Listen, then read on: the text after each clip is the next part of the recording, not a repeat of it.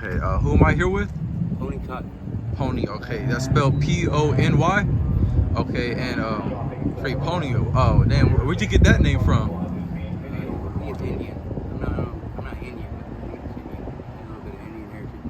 My great grandfather was a real good friend with Indian. Okay, so Pony, you know, how old are you? 48. 48 and stuff. And where are you originally from? Taft. Taft. Okay, how you end up here in Bakersfield? I was over here truck driving. Just kind of went homeless and got drugs real bad.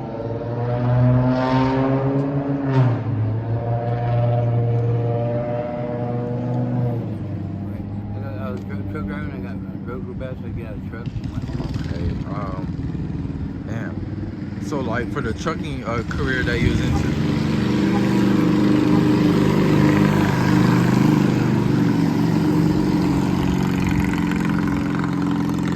So the trucking career that you were into and stuff, like how you like, you know, end up from the trucking career like homeless? I'd rather be trucking, to be honest with you, but I got to pay to get my license back, so I let it go for too long. I could probably go back to it, but I've been thinking about it. Okay. Any steps you taken to like get back into it? I go to the shelter, I go to shower, I go to eat there, and I stay there sometimes. Gotcha. And they got little resources that they can help with housing and stuff like that. I'm starting to try and get into that. At the mission? Yeah. Okay. Yeah, I hear a lot about the mission and stuff. I heard they got strict rules over there. Yeah, they don't want you to do drug tests. Too many drug tests, too many drug tests. They want to know you're serious about it. Gotcha. Damn. Okay. So, Pony, how long you been homeless for? 3.5 years. 3.5 years and stuff. And you know, what's some of the struggles that you face with like living on the streets? Basically, when you think about rock bottom, you know, that's what it is. You know, I have nothing to live for. You live for the now. You know, like what do you need right now? What do you need? Whether I'm panhandling or having a cigarette, or sometimes I have to shoplift to get my hygiene and stuff like that. You know? Just put myself at risk. You know? I've had warrants the whole time because I don't have a stable place to stay. So my probation officer, you know, I don't know who he is. You know? Now I just got a job about 2 months ago, so now I know who she is, but I need to check in with her. But you know, that's some of the struggles. Not having a stability in your life. You know? Yeah. Okay. So you said you just got out of jail 2 months. Great. If you don't mind, what'd you get locked up for? Well, I've done 3 violations in 2 years for not having a stable address for the probation. They always issue a warrant. So this last time I did a violation, it was only 6 months. I did like 54 days. Gotcha. But my original term was I had a makeshift weapon that I busted with. And I paroled from Avenal in May of 2021. Gotcha. Shit, man. So, you know, just stability. Okay. You know, is there anything like you personally like witnessed and stuff out here in the streets of Bakersfield that like, you know, it's like, you know, shocking to you?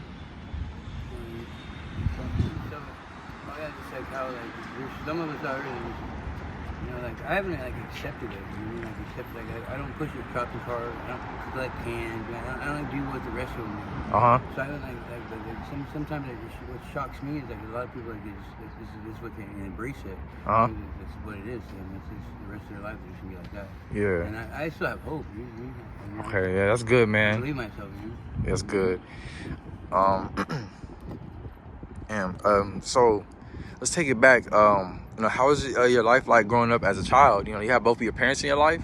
Yeah, they were both alcoholics, and one was a drug addict and alcoholic. And there's a lot of domestic violence, but like, I don't hold it against him. I was pretty much with my dad most of the time. He was a single parent. From the time at the age of 9 until whatever year. So I started going to prison and becoming an adult. But he was good to me. I mean, he just like I said, he was alcoholic. He died of cirrhosis of the liver. But he worked every day. He did what he was supposed to do. Gotcha. He was all right. Okay. So like, for you as a child, like, how were you in school? I was all over the place. You know, like I And I had like a short attention span. I always daydream or just do what I want to do. Yep. And I think that's been like the problem my whole life, was just doing what I want. You know? I started as a kid, you know? And like I said, my dad, I used to put him through it. You know? So I was a little shit. You know? Gotcha. Free. You know, you ever like thought that like, you know, this is how your life would turn out?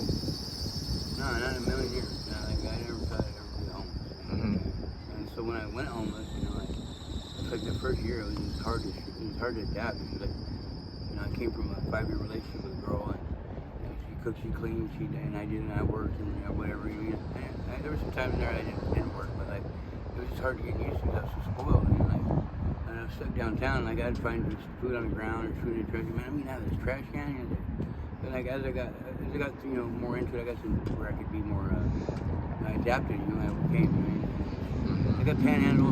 I was working at 7-Eleven on California Haven. I volunteer work. They feed me, you know, so I wouldn't have to go to like you know. I panicked the first year. Like, man, this is homelessness. It's when it sets in, you're just like, by the time it sets in, it's too late. You know? You can't go back truck driving. You know, you're just in it to win it. You know? So survival mode kicks in, and you go from there. You know? Yeah. Yeah. Free. So currently, like, you know, how's your mental state? Believe it or not, like I have a lot of lows. You know, I get depressed, and I get like, cause like it sucks, you know. But like I try to maintain a good attitude, and you know, try to carry myself. I've been in a couple fights out here, you know, so but I don't try to look for it. Right. They kind of found me, you know? But like I got stabbed over there at the Roosevelt Inn. I remember that, you know. But that was kind of crazy. But I didn't, like I said, I don't know. It was over this like stupid $2 drug deal. You know? He just tried to play me, you know. Like, yeah, I cracked him, and then like 2 days later, he was so butthurt about it. And one of his friends got me with a knife. You know? Damn. Yeah. So I mean, it can be treacherous out here, but like I don't know. You just got you gotta pick and choose your battles out here. You know? Yep. You gotta really, you know, it's not a strategy, but like you know who to fuck with, who to mess with, and who not to. You know? Yeah. So would you say like your senses, like, you know, awareness, like since being out here has like heightened? Yeah, in a sense, yeah. Like you get, cause you know, when you acclimate and you adapt to what your surroundings, you know. You know what to look for in person. You know, like I'm not gonna mess with this person. You know, There's a lot of people out here on fentanyl. You know, so and I don't have nothing against them, but I just don't really mess with them a lot because I know they probably try to take your money, like ask you for your money, try to get your lighter for hours. You know what I mean? Yeah. You know, they kind of bug, but like don't let them in too much. You know? I don't really let anybody in because I don't want to know I don't want to find out something about them I don't like, because my theory is a lot of people out here are homeless. There's something wrong. You know? This is my theory though. There's something wrong. It could be some kind of child molester, rapist. You know, I mean, I don't really like those kind of people. So I've always just kind of kept standing out. Because if you're out here, you got to figure, your family doesn't want you, nobody else wants you, nobody wants you. Could be something wrong. So I try not to mess with a lot of people. Couldn't get them close within my circle. There's a few I've gotten real like a little close to, but I still kept them at a distance. Because I don't know who I'm messing with. You know? Yeah, you know, you can't trust nobody. Right. Gotcha. And Free, man, like growing up, you know, what was like your dreams and goals and stuff? Man, I remember in like 8th grade I wanted to be an astronaut. I remember one time I wanted to be a cop. I remember a few times I remember when I was a kid I used to toy trucks. I wanted to be a truck driver. Yeah. But you know, I just wanted. I definitely didn't dream this would happen. You know? I just wanted something better for myself. Right. But I started drugs when I was really young, 16. You know? I started going to prison at 21. 20, 21. So once my life took that route, like 7 terms and 3 violations later, you know, here I am institutionalized. You know? Yep. But I've been doing pretty good. Gotcha, man. Man, how is it like, you know, being like locked up? Oh, it's you never know how much you value your freedom, or you've taken it for granted until you get locked up. You know what I mean? Right. I mean, like you can't do nothing. I mean, they tell you what to do, when to do it, when to eat, when to sleep. You can't just go turn on the TV. You can't just go walk to the store and go get a Dr. Pepper and a Snickers bar. You can't do none of that. And of course, you don't have no female partner around. If you have a female partner, you can't do none of that. Just everything's stripped from you, and your freedom is taken from you. All your liberties and all this stuff, and the freedom you get out here is gone. You know what I mean? Yeah. And it's first, you like, my first couple terms, I didn't really, I went to like fire camp and cool places. Like it was like a comfort zone.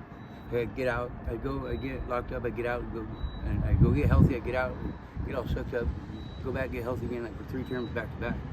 Then like, once I was in it, to win it. And it took me like 2 more terms to get out of that institutional cycle. Because like when I go to jail now, like I start almost crying. Like I'm depressed. I hate jail. It broke me. Like your freedom, you gotta value it. Right. You take it for granted. Bam, you take it. And a couple times I was on yards with life. They helped me learn to appreciate it because even 20 years, dude, 20, 25 years they've been in there, dude. Just doing it, Yeah, man, that's a long time. I don't want to be that guy at all. Yeah. Freak, do you ever you ever regret it? Or you got or you got any regrets? I try not to live life without regret. I think we all do, but like, that's the main thing. But like, I regret going to prison because the felony background. Being like, once you go to that route, you're not in that kind of people anymore. You're kind of different. Not like you're less than, but you're not like a normal working person anymore. You don't get the same. You can discharge parole and have your felonies, get a pardon, but like you're still that kind of person. Like, you're not gonna be a doctor. You're not gonna be none of that stuff. So, I tripped out when I was assault because there's a lot of lifers encouraging everybody to go to college.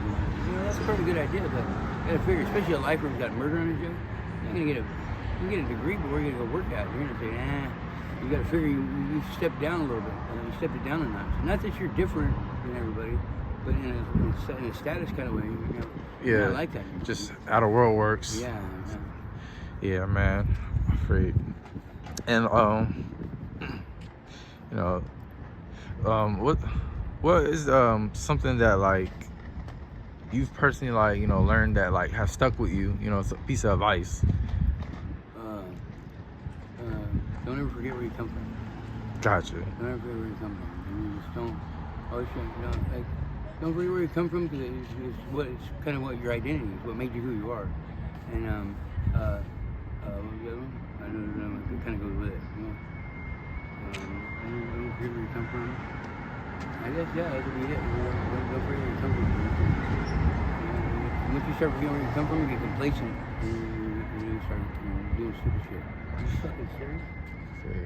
Sorry about that. No, it's all good. Free. All right.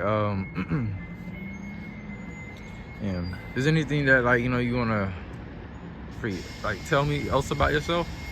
No, just a lot of cool tattoos. Not cool tattoos, but Free. Man, how was the tattoo? Like getting on the neck, blast on the head. The head is the worst one. Like I got my side tattoo. Everybody's afraid of the side. This was a walk in the park compared to the top of the head. That's the worst. Like it was the worst pain I ever felt in my life. And it's like I got my whole back done. Just like always, we took like a 3-week break. But when I got back under the needle, it's like you're tired of being under the needle afterwards. Are you done yet? And so I had to open space at the bottom of my back for like a long time. And I was like finally finished it. But like once it's done, you're like cool. But constantly being under the gun, it's like man. It's old. You know what I mean? Gotcha, man. All right, Free. Thank you, Pony. And do you consent to this video? Huh? Do you consent to the video to be posted? Yeah, I'm not. All right. Thank you, Pony. All right, yeah.